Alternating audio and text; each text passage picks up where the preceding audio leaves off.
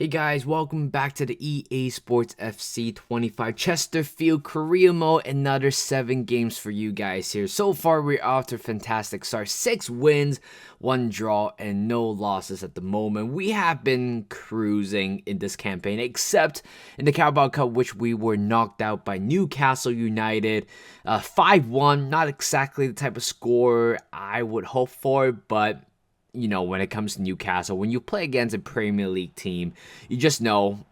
We all know we're not going to get past that, so it's totally fine. We at least get one of the competition out of the way. Because right now, this season, our main focus is to get promoted. Second of all, trying to win the BSM Trophy, which we will be playing our first game of this season. So going to the first game here, we got Leighton Orient for the first one. We scored first goal very early on by Balde, I believe. So later on, the simplest of tap-in by Archibald to make it 2-0, and we got a clean sheet, we got a win, and right now would stretch our number of wins to 7 right now. And here comes Huddersfield Town. No idea how they went all the way down to League One. They were in the Premier League for 2 seasons. I believe it was 2016 to 2018, around that season, where they were in the Premier League for a couple of seasons before going back down. And it's just weird to see a team like that go all the way down, 2 divisions below. But you can see the reason why they're there, because right now, 30 minutes in, we have scored 2 goals already, and Jake Young has made it 3-0. We have been playing really good football lately. Just pass the ball, go for a go-through ball to the wide side and puts one in the middle. And later on, Buckus, despite being a fringe player at the moment, or more of a backup player, still contribute a lot. But what a ball by Magnuson. Down on the left, here comes Gordon, sets it back to the middle to Kolar, plays that one to bottom right corner to make it 4-0. But let's talk about that pass by Magnuson. In terms of his future for the club, that I'm not 100% sure what's gonna happen to him. I would love to keep him for the entirety of this series, but honestly, you will never know. If a big comes in, when we reach the Premier League, then in all honesty and all the realism out there, I'm sure we will have to sell him for at least more than 10 million. If cash coming in for like 20, 30 million, we might have to replace him. But again, that's not our concern at the moment. I'm sure we'll still be able to use him for a couple of seasons from now. I still remember a couple of young players receive a big bid. Well, not really big bid, 2 to 3 million bid to one of our players, and I was like, no, definitely not. This is a youth academy career mode. I gotta use all the academy players if I can. And speaking of youth academy players, Nicholas Smet, who we loaned him out to Luton Town, has went up by 3 instantly. So technically, in terms of weighting rise, he is pretty high up, 1 rating higher than Bart's at the moment. So in terms of his future, is still up in the air. I like Bart at the moment. I mean, it's not like a big deficit. It's not the fact that Smet is 75 rated. He's only 70, so again, we will figure that out in the future. But as of right now, we're just kind of focusing on our team, focusing on the youth academy in general. But right now for the third game here, we got Wigan. So far, game is 1-1. Here comes Buckus with a counterattack. Here comes Balde down on the right flank. Need a little bit of support.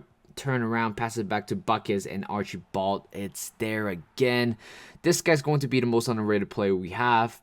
Rating, not the highest, but in terms of goal scoring ability, strength, and passing ability has been amazing. But look at that play over there.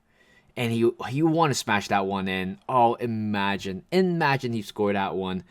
I would definitely put that as probably, if not the best goal we have scored so far this season. And speaking of that, actually, we did receive the manager of the month, which totally deserved. I don't think we got one last season, despite being very good in League 2, but at least we finally got our recognition. And we got Burton in the BSM Trophy campaign. I believe you only played 2 games here, so we just got to win as many games as possible. Hopefully, we're going to win the competition this season. I think we're definitely good enough. Certainly, last season we were a little bit, I think we lost to Birmingham in the semifinal, but Oscar Power, our previous or former youngster, got himself sent off. That was the main reason why we didn't really go all the way there. But yeah, 2-0 right now. Burton got one back. Poor defending in general, despite I think that could be. I forgot who that is, but one of our defenders, Allen, actually wanted to take him down, but unfortunately couldn't. 76 minutes in, we were so close there. Literally giving the ball away or giving the game away. That hit the post, and turns out it's a narrow 2-1 win. Halfway through the episode right here, 10 games played, 9 points clear at the top of the league table, and we got Stephen H at home. Speaking of Stephen H, I miss playing. Again with this team. I believe it was FIFA 23. I was able to play quite a big role with this career mode. It was really fun. It's a little bit of a slow-paced career mode. I think I did a hybrid post commentary and live commentary with that career mode, but certainly I have a lot of fun. Starting from League 1, I believe at one point we got stuck in the championship for its season 2. But in general, it was a fun career mode a couple of years ago, and I wouldn't have imagined 2 years later or 2 FIFAs later we were able to play against them again. But right now we're just obliviating them. 2-0 already, and right now adding the third one, Kalar with a very good finish with his outer left foot, I guess, to the top left corner to make it 3-0. Little do I know, we have been keeping a lot of clean sheets, 3 clean sheets in our last 4 games, and right now moving on to Wexham. Another team that I was thinking about doing career mode with last season, since they were in League 2. I think right now they are solidly in League 1. Of course, our fellow Canadian Ryan Reynolds, also the owner of that team. It's also there. 1-0 to Wexham. Not a very good start for us. We don't really concede a lot of early goals, but we have to concede one of them there. Here comes Balde, trying to go for a shot, but it is a little bit of a scrimmage right there. Thank God nobody got injured, but here comes Onamar trying to go for that shot. Imagine that one goes in. It would be amazing, but it went out wide for a goal kick. Later on, 26 minutes in, it's a good header. Poor marking to make it 2-0, and we thought, you know what, I haven't been saying this, but we have been unbeaten so far in the league, and I thought this could be the season. This could be the game where we are going to be handed with our first loss of the season. But 5 minutes before halftime, here comes Bergquist. Poor defending, but what a dribbling there by our possibly young player of the year. Makes it 2-1. Makes the game a little bit more competitive now. 53 minutes in, here comes Wexham. And a little bit of a scrimmage right there. Couldn't clear the ball, but what a save by Bartz. This is exactly why to keep him instead of Smart at the moment. Smet, actually. 65 minutes in, here comes Lundstrom. Looking for a pass here. A quick 1-2 play. What a great run. And what a great finish that was by Lundstrom. To make it 2-2, we still have 24 minutes to try to win this game. As long as we don't lose this game, I'm totally fine, but let's not lose it. So 89 minutes in, pretty much the last bits of play here. Lundstrom going for his last little run here. Places the ball to the middle to Jake Young.